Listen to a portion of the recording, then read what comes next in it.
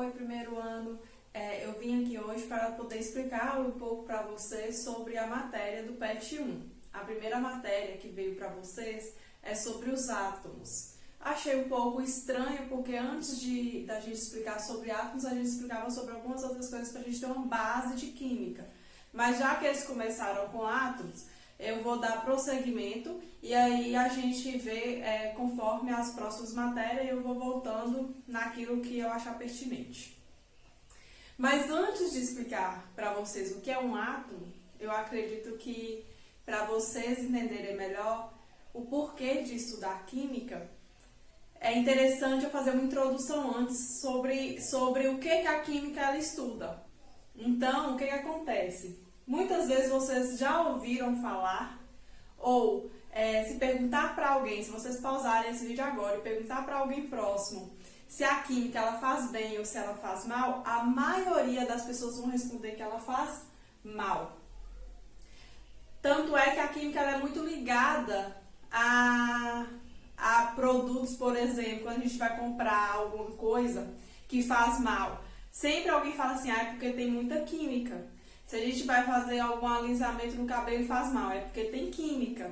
Ou então, quando a gente chega também no salão e vai fazer escova de aminoácidos, essa é boa porque ela não tem química. Só que isso é um equívoco, porque tudo, na verdade, ao nosso redor possui química. E a química, ela é usada tanto para o mal, como também para o bem. E eu acredito que muito mais para o bem do que para o mal.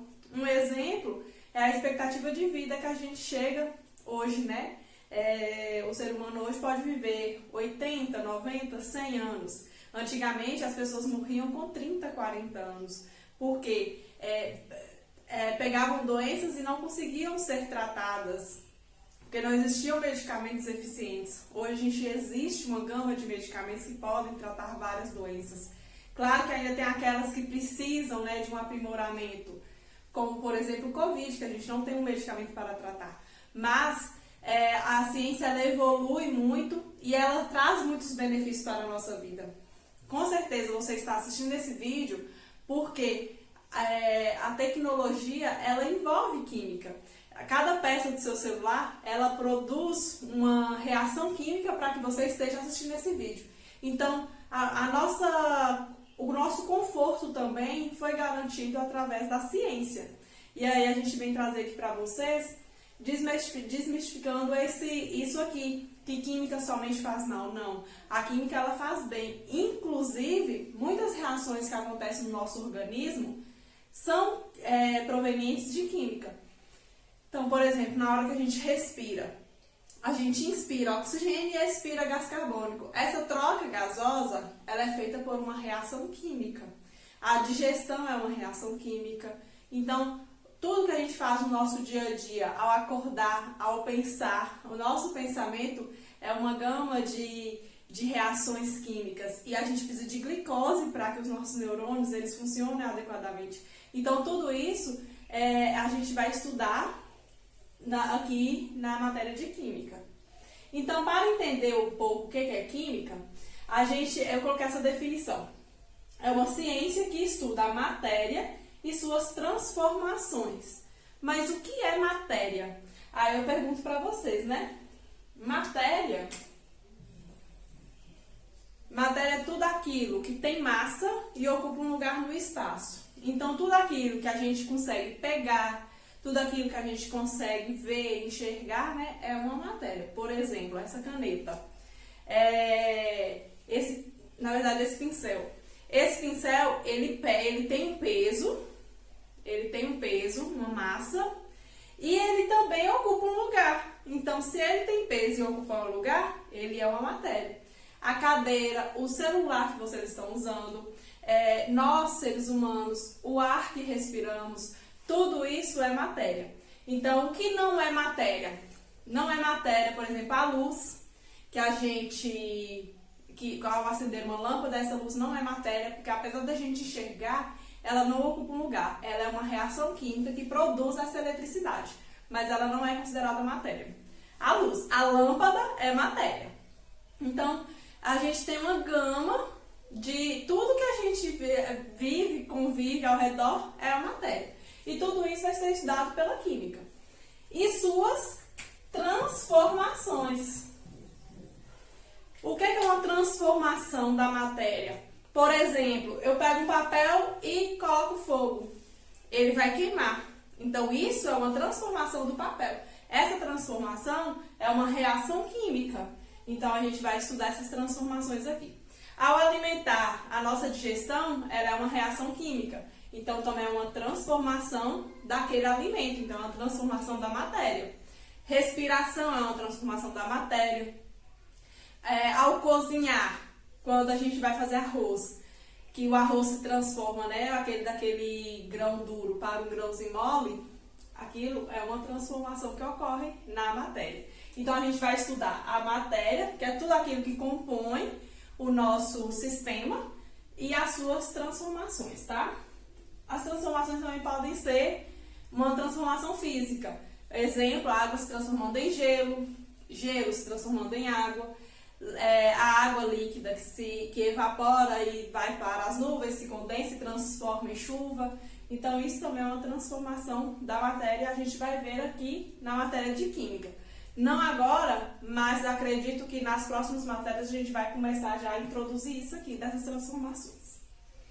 Então, para a gente frisar e entender melhor, a matéria, ela é constituída de substâncias. Então, o que acontece? Se eu pego esse pincel, nele tem tinta, nele tem plástico, nele vai ter água também, álcool. Então, tudo isso a gente são substâncias que compõem esse pincel. Então, é uma gama de substâncias que vão se transformar na matéria. Então, eu pego várias substâncias junto todas e vou transformar em uma matéria. Então, a matéria é isso, é uma junção de substâncias. Então, na matéria eu tenho substâncias, e essas substâncias por exemplo, a água, o oxigênio, uma tinta, um plástico, um óleo, tudo isso é substância. E essas substâncias elas são formadas por moléculas. O que são as moléculas? As moléculas é a parte que constitui a substância. Então, vamos supor, eu tenho água. Eu tenho um copo aqui e nesse copo eu tenho água. Essa água é uma substância, certo? Mas ela só é substância porque eu tenho uma junção de moléculas ali. As moléculas de água é H2O, que vocês já devem ter ouvido falar. H2O é a molécula da água. Várias moléculas juntas de H2O eu tenho a água, a substância água, o líquido que a gente pega, bebe, lava vasilha, lava roupa, limpa a casa. Então, ali dentro daquele copo, quando a gente pega um copo com água para beber, ali dentro existem várias moléculas de H2O. Então, as substâncias elas são formadas por moléculas. E essas moléculas, elas são formadas por átomos. E aí chega na parte que a gente vai estudar agora. Essas moléculas são formadas por átomos. O que são os átomos? Os átomos é a menor parte que se constitui uma matéria. Isso já foi definido há muitos anos atrás, tá? Alguns cientistas, eles se perguntavam, se eu pegasse um pedaço de papel, se a gente pegar um pedaço, por exemplo, de papel, e for partindo ele, vai partindo, vai chegar um momento que não vai ter mais condições de se dividir aquele pedaço de papel. Ele vai estar tão minúsculo que a gente não vai conseguir dividir. Quando o átomo é isso, é a menor partezinha que existe, tudo aquilo que vai constituir essa matéria, mas é a menor partezinha dela. É aquilo que a gente não consegue enxergar, é aquilo que a gente não consegue pegar, né? Mas que a gente sabe que está ali constituindo aquela matéria. Então, por exemplo, aqui na molécula de H2O, na substância, eu tenho o átomo de oxigênio e 2 átomos de hidrogênio. Então, aqui, essa molécula ela é constituída de 3 átomos, um de oxigênio e 2 de hidrogênio. E aí, assim, a gente forma essa substância através de ligações químicas. As ligações a gente vai ver bem mais na frente. aí a gente vai formar através de ligações. Então, os átomos, eles se ligam uns aos outros para se transformar em moléculas, e essas moléculas várias juntas vão transformar substâncias. Quando a gente pega uma substância e mistura em outra, a gente vai constituir uma matéria. Então, a princípio, eu fiz um apanhado geral, para que vocês possam entender o que nós vamos estudar. A primeira matéria é sobre átomos. E aí agora eu vou fazer uma introdução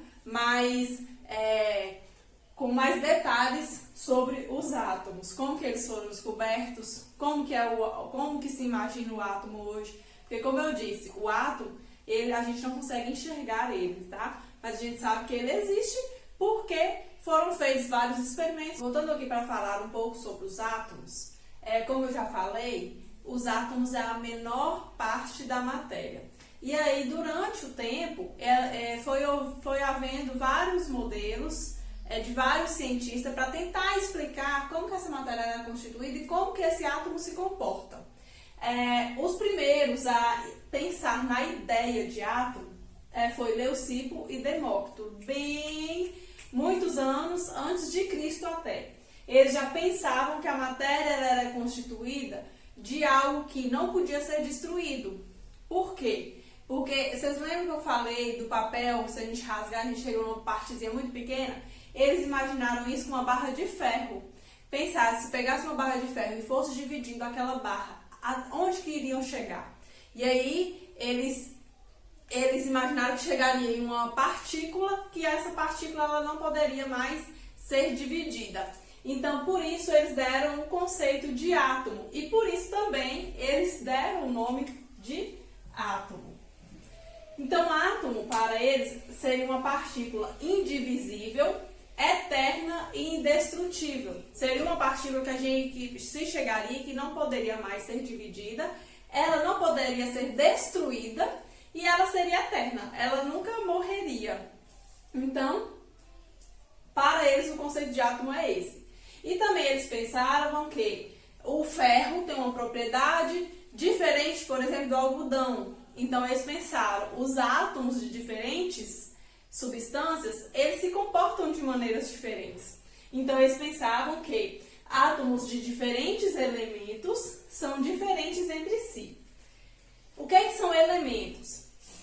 Quando a gente pega a tabela periódica, lá está descrito vários elementos. Cobre, ouro, sódio, chumbo, platina, prata. Então, tudo isso são elementos químicos. Esses elementos eram constituídos de átomos. E eles falavam que os átomos de diferentes elementos seriam diferentes entre si. Por exemplo, o átomo de hidrogênio seria diferente do átomo de oxigênio, que é diferente do átomo de enxofre e que é diferente, por exemplo, do átomo de carbono, que são diferentes, por exemplo, do átomo de chumbo, que são diferentes do átomo de ferro. Então, cada átomo tem sua especificidade.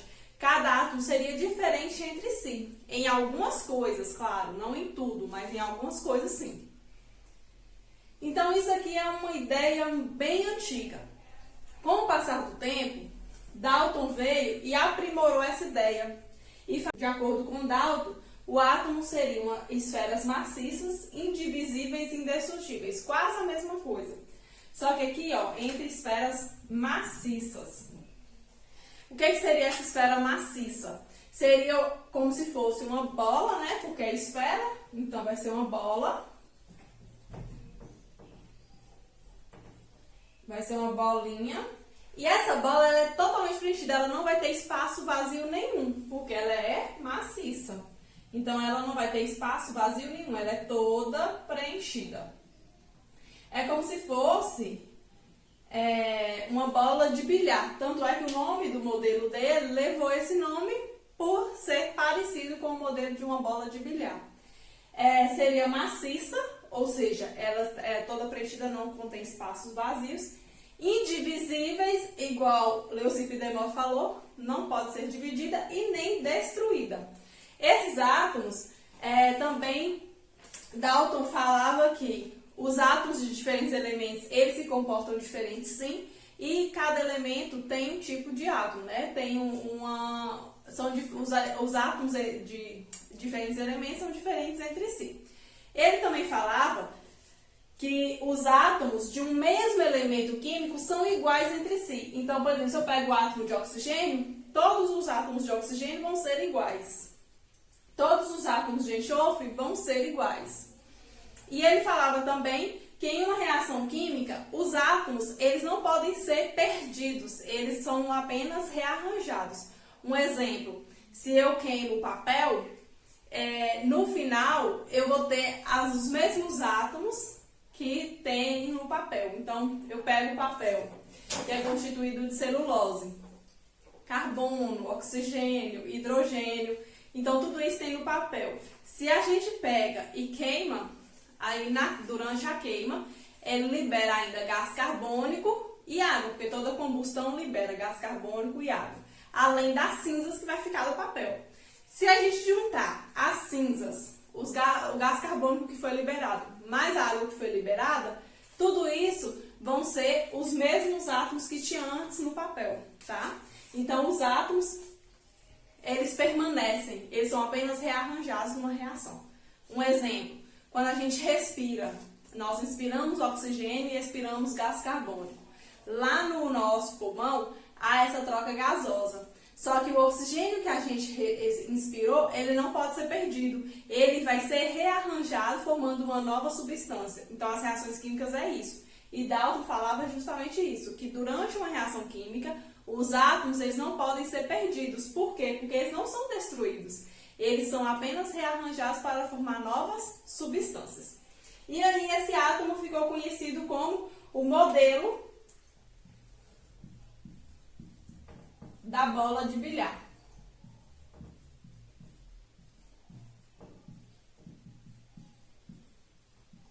Só que esse modelo, ele não explicava, por exemplo, a eletricidade. Um exemplo, quando a gente encosta o braço na televisão, que o nosso pelo arrepia, esse modelo ele não conseguia explicar o porquê que acontecia isso. Da mesma forma que ele não explicava a eletricidade. Então, aí começou a ter a necessidade de surgir novos modelos, de estudar mais para saber de onde que vinha essa eletricidade. E aí a gente vai ver nos próximos modelos, tá? Dando continuidade aos modelos, agora eu trouxe aqui o modelo de Thomson e o modelo de Rutherford. O modelo de Thomson foi um cientista que aproveitou um experimento que Crookes fez com raios catódicos, em que ele emitia raios catódicos e via para onde ele se desviava. Ele percebeu que os raios catódicos são raios positivos. Então, são raios positivos. Ao bater numa parede, ele podia sofrer desvios para o lado positivo ou para o lado negativo. E aí ele sofria desvios para o lado positivo. O lado negativo, ele era repelido. Thomson veio, analisando esse experimento, descobriu que a matéria ela é constituída de cargas. Uma carga positiva e outra carga negativa. Essas cargas positivas ele deu o nome de prótons e as cargas negativas de elétrons. Então, foi através desse experimento que se descobriu as cargas positivas e negativas. E aí, Thomson, ele propôs o seu modelo. Ele falou que o modelo era, sim, uma esfera carregada positivamente, mas que possuía espaços vazios. Então, aqui eu tinha uma esfera positiva com elétrons incrustados. Essa carga negativa incrustada nele. Ele não sabia bem como que os elétrons estavam, então ele falava que os elétrons estavam incrustados nessa massa positiva. E aí, com isso, ele conseguiu explicar a eletricidade da matéria. De acordo com Thomson, as cargas negativas, elas precisam anular a carga positiva. Então, por exemplo, se eu tenho 10 cargas positivas, eu tenho que ter 10 negativas, porque o átomo ele é considerado neutro. Então, para ter essa neutralidade no átomo, a mesma quantidade de carga positiva, eu tenho que ter também de cargas negativas. Com esse modelo, deu-se o nome de modelo pudim de passas.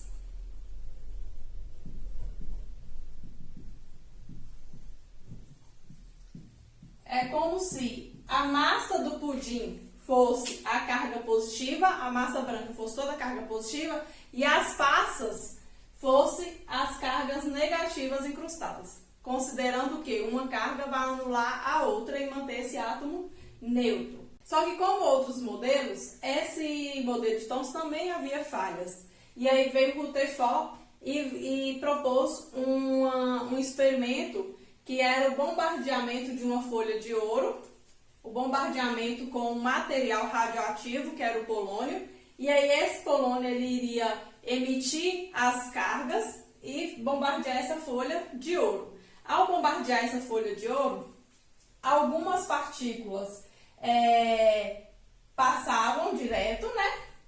A maioria delas, na verdade, passavam direto. Algumas eram refletidas pouco e outras eram bastante refletidas. O que ele propôs com isso? Que o átomo ele possui um núcleo com carga positiva. Por que carga positiva? Que era onde as cargas elas voltavam. Então eu possuo um núcleo que possui carga positiva. E na eletrosfera eu tenho espaço vazio, ela é constituída mais de espaços vazios e carga negativa, que são os elétrons. Então aqui eu tenho as cargas negativas na eletrosfera. E aí ele propôs um modelo que ficou conhecido como modelo planetário.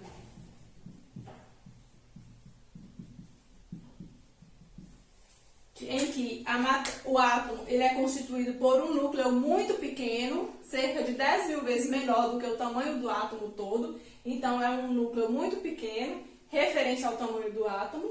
E ao redor desse núcleo vai girando as cargas positivas. Então, os elétrons eles ficam girando ao redor desse núcleo. Só que Rutherford ele não conseguia explicar o porquê que esse elétron não era atraído pelo núcleo e assim desfazer o átomo. Porque poderia, já que é uma carga negativa e aqui a carga positiva, haveria essa atração e o átomo ele se desfazeria. Mas o porquê que isso não acontece?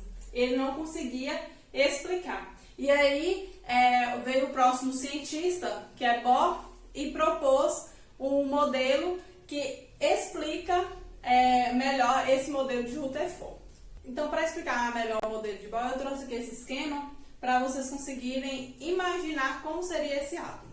É um modelo, não é o mais recente, porque tem o modelo quântico que é o mais recente, mas é o mais recente que vocês estudam. Então, porque ele já explica muita coisa que acontece e ele é o mais aceitável pela ciência hoje em dia. Os outros modelos não é que não tem importância. Eu trouxe para que vocês possam ver que houve uma evolução, assim como tudo na ciência é uma evolução. Pode ser que amanhã algum cientista descubra um outro modelo e a gente venha estudar novamente esses modelos, porque tudo vai ser uma evolução. Então, as contribuições lá de Leucipo, de Demócrito, elas foram importantes para que Bohr também elaborasse o seu modelo atômico. Então, o que acontece? Bohr, ele aprimorou o modelo de Rutherford. Rutherford falava que o átomo era constituído de um núcleo em que os elétrons estariam girando ao redor desse núcleo. Mas ele não conseguia explicar o porquê que esse elétron não era atraído. Então veio Bohr e propôs o seu modelo estudando a matéria e falou que os elétrons eles ocupam níveis de energia ou camadas de energia. Vocês em alguns vídeos vão ver níveis de energia ou camadas de energia, é a mesma coisa. O que são essas camadas? O modelo de Rutherford falava que o elétron ele girava ao redor do núcleo, mas ele não falava como. E aí Bohr ele propôs que o elétron ele gira sim ao redor do núcleo. O elétron ele não pode estar parado, ele não tem energia zero. O elétron ele tem uma energia e essa energia é o que deixa ele preso na órbita em que ele está. Ou seja, o elétron ele gira em órbita circular. Então aqui eu tenho um núcleo carregado positivamente e também com os nêutrons. Porque para poder dar equilíbrio às cargas, tem que ter uma neutralidade também ali dentro. Então, Rutherford ele descobre também os nêutrons presentes no núcleo. Aí, Então aqui nesse núcleo vai ter prótons mais nêutrons. Esses prótons mais nêutrons, eles é o que constitui a maior massa do átomo. Então, basicamente, o peso do átomo ele é constituído pelo núcleo, porque o restante aqui é tudo espaço vazio e os elétrons girando em órbitas circulares. Então, os elétrons aqui, ó, por exemplo, nessa primeira órbita, ele está girando bem próximo do núcleo. Nesse outro aqui, ele já está girando um pouco mais afastado do núcleo, aqui também, e assim por diante. O que acontece? Essa camada aqui é a camada que tem menor energia. Por quê? Porque ela está próxima do núcleo. Então, para ela ficar presa aqui, é mais fácil. E aqui é a que tem maior energia. Então, a energia das camadas, ela é crescente, tá? Então, aqui eu tenho a primeira, segunda, terceira, quarta, quinta, sexta e sétima. O átomo, ele é constituído de 7 camadas. Essas camadas é denominada por K, L, N, M, O, P e Q. Então, aqui a primeira é K, a segunda é L, a terceira é M e assim por diante. E os elétrons, eles ficam nessas órbitas, dentro de subníveis, que a gente vai ver isso na próxima, depois, né, na próxima sequência, na sequência. E aí a gente tem esses elétrons girando aqui ao redor do núcleo. Os elétrons, aqui em Rutherford, ele não conseguia explicar por que ele não era atraído pelo núcleo. Bohr explica que o elétron ele possui uma energia e para ele passar de uma órbita para outra, ou daqui para o núcleo, ele precisa ganhar energia ou perder energia. Então vamos supor, o elétron, vamos supor que eu tenha um elétron aqui, ó. Esse elétron, ele pode passar para essa órbita mais externa ou para essa órbita mais interna. Ele pode passar. Mas para isso ele precisa ganhar energia ou perder energia. Então, por quê? Porque aqui eu não tenho uma energia maior, então para ele passar para cá ele precisa ganhar energia. Se aqui é uma energia menor, para passar para cá ele precisa perder energia. Então, passando para cá, ele ganhou energia. Só que aqui ele está no estado que não é o seu estado fundamental. O estado fundamental dele era ele estar aqui. Mas como ele não está no seu estado fundamental, a gente fala que ele está no seu estado excitado.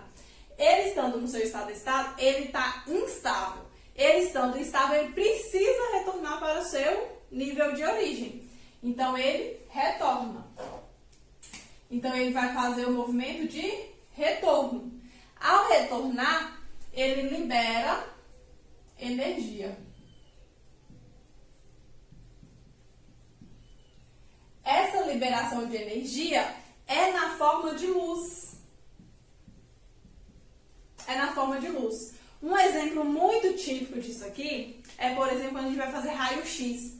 Os raios-x, acredito que se você não fez, alguém próximo de você já fez, é esse princípio. Para poder liberar a luz, para captar as nossas imagens, o elétron é excitado e na hora de voltar ele libera a luz. E aí capta a imagem do nosso organismo. Da mesma forma, os fogos de artifício. Os fogos de artifício, para a gente poder ver aquelas luzes todas, a gente precisa fornecer energia através do fogo. Então, a gente fornece o fogo e aí, na hora que a gente acende o fogo de artifício, ele libera aquelas luzes. Por quê? Porque ao fornecer a energia para ele, o elétron mais externo do átomo que está ali presente, ele vai passar de uma camada para a outra. Ao passar de uma camada para a outra, ele retorna. Ao retornar, ele libera energia na forma de luz. E aí a gente consegue ver o espetáculo, né, dos fogos de artifício. Então, o modelo de Bohr, ele explica aquilo que Rutherford deixou a desejar. Então, só lembrando que, no caso, os elétrons mais próximos do núcleo possuem menor energia, os mais externos possuem uma energia maior, tá? Eu vou deixar um resumo para vocês, um mapa mental lá no sistema, e aí vocês vão poder ver, ler melhor sobre o assunto. E se ficar qualquer coisa na dúvida, vocês podem perguntar que eu venho aqui para poder solucionar e explicar para vocês. Agora vocês vão ler a página 51 e 53.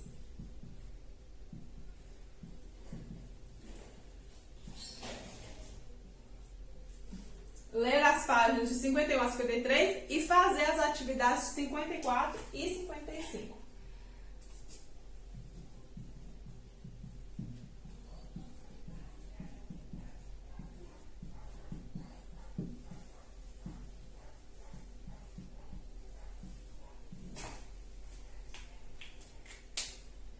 Então, por hoje é só. Espero que tenham ficado bem entendido, mas qualquer coisa vocês podem perguntar.